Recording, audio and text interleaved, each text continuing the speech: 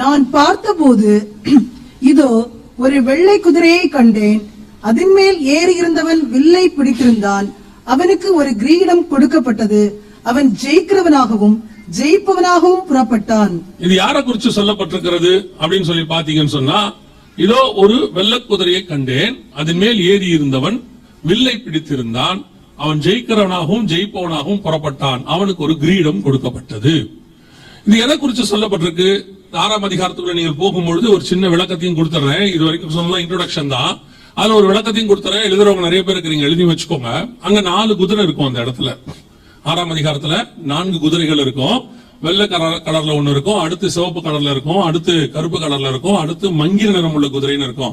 6:2 வெள்ளை இருக்கும், 6:4 சிவப்பு இருக்கும், 6:5 கருப்பு இருக்கும், 6:8 மங்கிர நிறம் உள்ள குதிரை இருக்கும். இந்த 4 குதிரையும் எதை குறிக்கிறது?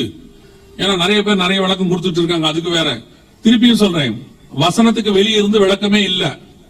இன்னொன்னு சொல்றேன், இந்த வசனத்துக்கு புது விளக்கம் கொடுக்கறதுக்கு உங்களுக்கு எனக்கும் முடியாது. ஏன்னா இது தேவ ஆவியினால எழுதப்பட்டது. மாம்சத்துல இருந்து என்ன கொடுக்க முடியாது, விளக்கம் கொடுக்கவே முடியாது. அதனால அந்த விளக்கம் கொடுக்கிற அதிகாரத்தையும் கர்த்தர் நம்ம கையில என்ன செய்யல, கொடுக்கல. இதுக்கான விளக்கம் பைபிளே இருக்கும், எடுத்து சொல்ற வேலை மட்டும் தான் நம்ம சொல்லி இருக்கிறார். இப்ப குதிரை என்பது எதை குறிக்கிறது? வாசிங்க, சகரியாவின் புஸ்தகம் 6ஆம் அதிகாரம் 5வது வசனத்தை வாசிங்க. 6:5 வாசிங்க.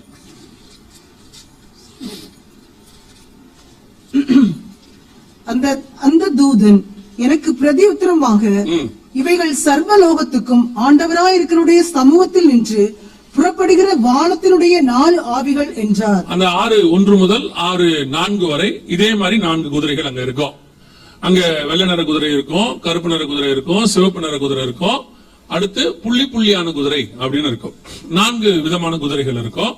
இந்த 4 குதிரைகளுக்கான விளக்கம் என்ன அப்படின்னு கேட்டீங்கன்னா, நீங்க வாசிச்ச 5வது வசனம் சொல்லுது, இவை 4 ஆவிகளாம், சர்வ வல்லவருடைய சமூகத்திலிருந்து புறப்படுகிற 4 ஆவிகள். அதாவது நீங்க ஒரு புரோட்டோகால் பார்த்திருப்பீங்க. புரோட்டோகால்னா ஒரு ப்ரொசீஜர் பார்த்திருப்பீங்க. என்னன்னு கேட்டா, இப்போ ஒரு ராஜா இருக்கிறாரு அப்படின்னா, ராஜா ஒரு சட்டம் போடுறாரு அல்லது ஒரு நிதி உதவி செய்யறாரு அப்படின்னா, ராஜா இறங்கி வந்து மக்களுக்கு என்ன செய்ய மாட்டாரு. அவர் என்ன பண்ணுவாருன்னா, அவருக்கு கீழே உள்ளவருக்கு கொடுப்பாரு அந்த விஷயத்த. அந்த கீழே இருக்கிற மந்திரி போய் என்ன செய்வாரு, அதிகாரிகள்ட்ட கொடுப்பாரு. அதிகாரிகள் யார்கிட்ட கொடுப்பாங்க, அந்த மக்கள்கிட்ட கொடுப்பாங்க. இது வந்து உலகத்தில் உள்ள புரோட்டோகால். இந்த உலகத்தில் உள்ள இந்த புரோட்டோகாலை பார்த்து பரலோகத்துல இல்ல, பரலோகத்துல சொல்லப்பட்ட அந்த புரோட்டோகாலை பைபிள் ஆண்டவர் எழுதி வச்சாரு. இந்த சட்டங்கள் உலகத்துல ஏற்றப்பட்டது எல்லாமே பைபிள்ல இருந்து ஏற்றப்பட்டிருக்கிறது. பல சட்டங்கள் எங்க கொண்டு வரப்பட்டிருக்கிறது, பைபிள் அடிப்படையை கொண்டது. இந்த புரோட்டோகால் ஒரு ராஜா அவருக்கு கீழே உள்ளவருக்கு உத்தரவு கொடுப்பாரு, அவரு போய் மக்களுக்கு செய்வார். இந்த கான்செப்ட் எங்க இருக்குன்னா பைபிள்ல இருக்குது. தேவன் ஒரு காரியத்தை நினைக்கிறார், அதை தம்முடைய ஆவிகள் தூதர்களை வைத்து பூமியில செய்கிறார். அவர்கள் வந்து அதை மக்களுக்கு செய்வார்கள். அது என்னவா இருந்தாலும், அது பாதுகாப்பா இருந்தாலும் சரி, கொள்ளை நோயா இருந்தாலும் சரி, பஞ்சமா இருந்தாலும் சரி, எல்லாத்தையும் அவங்க செய்வாங்க. அதான் வசனம் சொல்லுது, பணிவிடை செய்கிற ஆவிகள் அப்படின்னு சொல்றது. பணிவிடை செய்யவும் அவங்க வச்சிருக்கிறார், மெசஞ்சர்ஸ் வச்சிருக்கிறார். வந்து தூதர்கள் என்ன செய்வாங்க, நமக்கு தூதை கொண்டு வந்து கொடுத்துட்டு போவாங்க. வாரியர்ஸ் வச்சிருக்கிறார், வந்து தூதர்கள் என்ன பண்ணுவாங்க, யுத்தம் பண்ணுவாங்கன்னு இருக்கு. நிறைய விஷயங்கள் வேதம் சொல்லுது. சோ இந்த புரோட்டோகால் பைபிள்ல ஃபர்ஸ்ட் சொல்லப்பட்டிருக்கு. அதை தான் இன்னைக்கு உலகம் காப்பி அடிச்சிருக்கு. சோ 4 குதிரைகள் என்பது எதை குறிக்கிறது? 4 ஆவிகள் கர்த்தருடைய சித்தத்தை பூமியில செய்கிறது. நீங்க எசேக்கியேல் அந்த சகரியா 6ஆம் அதிகாரத்தை அப்புறமா போய் வாசித்து பாருங்க. அவைகள் கர்த்தருடைய சித்தத்தை வடதேசத்திலே செய்தது அப்படின்னு இருக்கும் 6ஆம் அதிகாரத்துல. அது அப்படியே இருக்கட்டும். எதுக்கு சொல்றேன் அப்படின்னு கேட்டா, இந்த குதிரை என்பதற்கான விளக்கம் அதான். ஏன்னா இன்னைக்கு நிறைய பேர் நிறைய விஷயம் சொல்லிட்டு இருக்காங்க. குதிரைனா அது ஒரு நாட்டை குறிக்குது, துபாயை குறிக்குது, சவுதியை குறிக்குதுன்னு சொல்லிட்டு இருக்காங்க. தயவு செஞ்சு அதெல்லாம் ஏமாந்துடாதீங்க. அப்படி எங்கேயும் விளக்கமே இல்ல. அதுக்கு அவங்க கொடுக்கறது ஓன் இன்டர்பிரேஷன். ஒருத்தர் சொல்லியிருக்கிறாரு, இது வந்து துபாயை தான் குறிக்குதுன்னு. எப்படி துபாய் குறிக்குது அப்படின்னு சொல்றீங்க அப்படின்னு கேட்டதுக்கு, நான் துபாய்க்கு போகும்போது வெள்ளை கலர் குதிரை பார்த்தேன்னு சொல்றாரு. நான் ரொம்ப வருஷத்துக்கு முன்னாடி சினிமாலேயே குதிரை பார்த்துட்டேன். அதனால வந்து 6ஆம் அதிகாரம் 2ஆம் வசனம் சினிமால வர குதிரையா இருக்க முடியுமா? இருக்க முடியாது.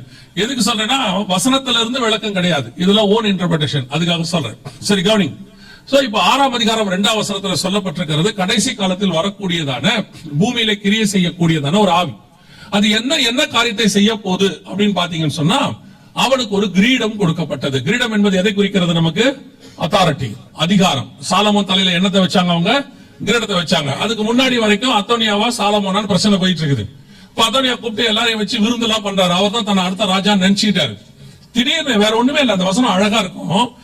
தாவீது சாலமோனை ராஜாவாக்கினான் என்று அத்தோனியா கேள்விப்பட்ட போது, யோவாப் கேள்விப்பட்ட போது பயந்து ஓடி பலிபீடத்தின் கொம்பு கண்டையிலே அவன் பதுங்கி கொண்டான் இருக்கு. அந்த அவர் வேற ஒண்ணுமே செய்யல, கிரீடத்தை தலை மேல வச்சார், அவ்வளவுதான். வச்ச உடனே அந்த அத்தாரிட்டி வந்துருச்சுன்னு தெரிஞ்ச உடனே அத்தனை பேருக்கும் ஒரு பயம் வந்துருச்சு. ஆளுகை, அதான் ஆளுகையினுடைய அத்தாரிட்டி. அதேதான் வேதவசனம் சொல்லுது, கடைசி காலத்தில் அவனுக்கு என்ன கொடுக்கப்பட்டது? ஒரு அத்தாரிட்டி, கிரீடம் கொடுக்கப்பட்டது. அவன் எப்படி புறப்பட்டான்? ஜெயிக்கிறவனாகவும் ஜெயிப்பவனாகவும் புறப்பட்டான் அப்படின்னு இருக்குது. இது யாரை பத்தி சொல்லப்பட்டிருக்கு? வெளிப்படுத்தல் 13ஆம் அதிகாரம் 7வது வசனத்தை வாசி.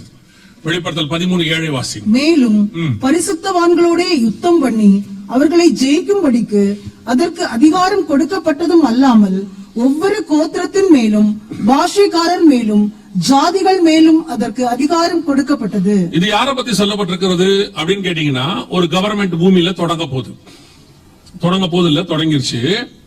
அந்த கவர்மெண்ட் உலகத்தை அத்தனை பேரையும், அந்த 7ஆம் வசனம் சொல்லுது, சகல கோத்திரத்தாரையும் சகல ஜாதிகளையும் சகல பாஷைக்காரரையும் அதற்கு அதிகாரம் கொடுக்கப்பட்டது அப்படின்னு இருக்கு. ஒவ்வொரு கோத்திரத்தின் மேலும் ஜாதிகள் மேலும் பாஷைக்காரர் மேலும் அதற்கு அதிகாரம் கொடுக்கப்பட்டது. டோட்டல் வேர்ல்டே அது கண்ட்ரோல் கீழே வருது, முழு உலகமே. அந்த 13ஆம் அதிகாரத்தில் சொல்லப்பட்டிருக்கிறது என்ன அப்படின்னு கேட்டீங்கன்னா, ஒரு கவர்மெண்ட்.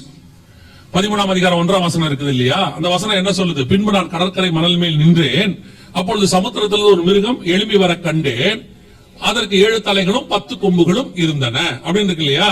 சமுத்திரத்துல இருந்து மிருகம் வருகிறதுனா என்ன அர்த்தம் அப்படின்னு கேட்டீங்கன்னா, தானியேல் புஸ்தகம் 7ஆம் அதிகாரம் 21வது வசனத்தை வாசி. தானியேல் 7:21 வாசி. நீண்ட ஆயுசுள்ளவர் வருமட்டாகும். இல்ல, 23 வாசிங்க. அவன் சொன்னது, 4ஆம் மிருகம் பூமியிலே உண்டாகும் 4ஆம் ராஜ்யமாம். மிருகம் என்பது எதை குறிக்குது? நீங்க எப்படி ஏன் திடீர்னு தானியேலுக்கு போனீங்கன்னு யோசிச்சீங்கன்னா, அந்த 7:3 வாசிங்கள். அப்பொழுது வெவ்வேறு ரூபமுள்ள 4 பெரிய மிருகங்கள் சமுத்திரத்திலிருந்து எழும்பின. மிருகம் எங்க இருந்து வருது? சமுத்திரத்திலிருந்து வருது. 13:1 எங்க இருந்து வந்துச்சு? அப்ப சமுத்திரத்திலிருந்து வருதுன்னா அதுக்கு பேர் என்ன? ஒரு மிருகம் வருதுன்னா அதுக்கு என்ன அர்த்தம்? ராஜ்யம் வருதுன்னு அர்த்தம். 23ஆம் வசனம் சொல்லுது. அப்ப 13ஆம் அதிகாரம் 2ஆம் வசனம் 1வது வசனத்துல ஒரு மிருகம் பூமியிலே எழும்பி வரும், அது சகல கோத்திரத்தையும் ஜெயிக்கும், சகல பாஷைக்காரர் மேல அதற்கு அதிகாரம் கொடுக்கப்பட்டது. அந்த கவர்மெண்ட் புறப்படுறது பத்தி தான் 13ஆம் அதிகாரம் 1ஆம் வசனத்தில் இருக்கு. 13:1 வசனம் சொல்லுது, இதோ ஒரு ஆவி புறப்படுகிறது. அந்த ஆவி என்ன செய்ய புறப்படுகிறது? பூமியில் உள்ள ஒவ்வொருத்தரையும் ஆளுகை செய்வதற்காக புறப்படுகிறது. அதற்கு அந்த அதிகாரம், கிரீடம் கொடுக்கப்பட்டது. அது ஜெயிக்கிறவனாகவும் ஜெயிப்பவனாகவும் புறப்பட்டான் அப்படின்னு சொல்லப்பட்டிருக்கு. இது எதை பத்தி சொல்லப்பட்டதான ஒரு கவர்மெண்ட்? எதை பத்தி இது சொல்லப்பட்டிருக்கிறது அப்படின்னு கேட்டீங்கன்னா, கடைசி காலத்துல உலகத்தை ஆளுகை செய்வதற்கான ஒரு கவர்மெண்ட். அதை நாம ஆன்டி கிரைஸ்டோட கிங்டம் என்று சொல்லுகிறோம். சகல ஜனங்களும் 7 வருஷம் அவன் கையில ஒப்பு கொடுக்கப்படுவார்கள். உலகம் இதுவரைக்கும் கண்டிராத உபத்திரவ காலம். அதற்கு முன்பதாகத்தான் சபை எடுத்துக் கொள்ளப்படுகிறது. ஏன்னா அந்த காலத்துல ஒருவரும் நிலை நிற்க முடியாது. உன்னத பாட்டுல சொல்றாரு இல்லையா, மணவாட்டியை ஆண்டவர் என்ன செய்வாரு? கதவை தட்டி கூப்பிடுவாரு. ஆனா அந்த அம்மா என்ன செய்யாது? திறக்காது. திறந்துக்காம அந்த அம்மா படுத்துக்கிட்டே கிடக்கும். அப்புறம் போயிடுவாரு மணவாளன். போன பிறகு அந்த அம்மா என்ன செய்யும் பாத்தீங்கன்னா, புறப்பட்டு கதவை திறந்து வரும். ஆனா வரும்போது என்ன செய்வாங்கன்னு வசனம் சொல்லும், வழியிலே காவலர்கள் அதை கண்டு பிடித்து அடித்து அவள் மேல் வஸ்திரத்தை எடுத்துக்கொண்டார்கள் அப்படின்னு இருக்கும். அதோட அர்த்தம் என்னன்னா, ஆண்டவர் இப்பொழுது கதவை தட்டி கொண்டிருக்கிறார் சபைக்கு. இப்ப சபை கதவை திறக்கிற இடத்துல நிக்கணும். ஆவியும் மணவாட்டியும் வா என்பார்களாக. அப்படி இல்லைன்னா மணவாளன் வந்துட்டு போயிடுவாரு. போன பிறகு சபை எங்க போகும்? 7 வருஷம் உபத்திரவ காலத்துக்குள்ள போகும். வழியிலே காவலர்கள் அவளை கண்டு பிடித்து அடித்து அப்படின்னு இருக்கு. அதான் உபத்திரவ காலத்தை பத்தி சொல்லப்பட்டிருக்கு. சோ இப்ப நமக்கு வருகைக்கு பின்னாடி ஒரு கவர்மெண்ட் வரும். அந்த கவர்மெண்ட் உலகம் முழுவதும் ஆளுகை செய்யக்கூடியதாக இருக்கும். அந்த கவர்மெண்ட்ல 8வதாக கடைசியாய் ஒரு ராஜா வருவான். ஏன்னா வெளிப்படுத்தல் 17 9, 10, 11, 12 வசனம் வரைக்கும் நீங்க வாசிச்சீங்கன்னா, நீ கண்ட 7 தலைகளும் 7 மலைகளாம், அந்த 7 அவைகள் 7 ராஜாக்களாம். அதில் 5 பேர் விழுந்தார்கள், ஒருவன் இருக்கிறான், இன்னொருவன் வர வேண்டும். அவன் வரும்போது கொஞ்ச காலம் தரித்திருக்க வேண்டும். இருந்ததும் இராததும் ஆகிய மிருகமே 8வது அவனும், அப்படிதானே இருக்குது, 8th one இருக்கும். 8வது அவனும் அந்த 7லிருந்து தோன்றுகிறவனும் நாசம் அடைய போகிறவனுமா இருக்கிறான் அப்படின்னு இருக்கு. சோ ஒரு கவர்மெண்ட் வரணும். இந்த கவர்மெண்ட் பூமியில தொடங்கும். சகலமும் அவன் கையிலே ஒப்பு கொடுக்கப்படும். எப்போ, எத்தனை வருஷம் அப்படின்னு கேட்டீங்கன்னா 7 வருஷம் ஒப்பு கொடுக்கப்படும். இந்த கவர்மெண்ட் ஆன்டி கிரைஸ்ட் கவர்மெண்ட் என்று நாம் சொல்லுகிறோம். 13ஆம் அதிகாரம் 1ஆம் வசனத்துல நம்ம வாசிச்சோம், அப்படி ஒரு கவர்மெண்ட் வரும் அப்படின்னு சொல்லி பார்க்கிறோம்.